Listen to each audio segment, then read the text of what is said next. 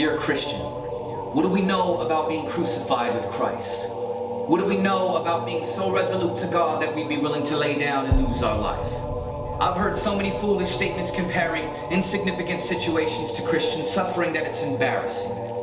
In fact, when did it get watered down? When did the idea of suffering get so lost? When did we lose our focus or weightiness of taking up one's cross? As if missing our Monday morning cup of coffee from Starbucks somehow relates or makes us more mindful of the misery and persecution that Jesus faced. But ridiculous statements like these are simple pictures and just goes to show how little our culture knows about Christ's crucifixion. What do we know about the cup of suffering and distress? That Christ accepted not as a regrettable necessity, but at the Father's will and request. Or the violent denial of association, like when Peter repudiated Jesus under the pressure of condemnation. Being falsely accused, like when the Jewish leaders conspired against him and condemned him with the trumped-up charges of being a political leader of rebellion. Or the mockery of the Roman soldiers, the ridicule of the pseudo-enthronement, draped with a soldier's red cape as a king's robe and a makeshift crown made of thorns and twigs. What do we know about undeserved punishment, anguish and affliction, being spit on and flogged while blindfolded and beaten beyond the point of human recognition?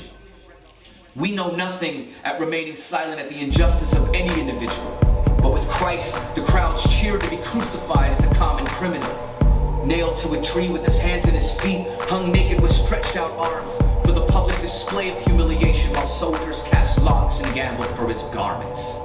Being taunted by his accusers while they delight in their perceived superiority, mocking his deity as they literally add insult to injury. Consider that the crucifixion was the cruelest form of capital punishment ever poured out in the history of human law. Then consider how it pales in comparison at the spiritual suffering that Jesus endured while being separated from God. And receiving the full cup of God's wrath, Christ cries, "It is finished," tetelestai. It is our sins that held him there, our spears that pierced his side. The entire race is involved and implicated in the case of Christ crucified. So the next time you compare a cup of coffee to the cup of God's wrath, I would remind you of the passionate, bloody path that Christ endured on our behalf.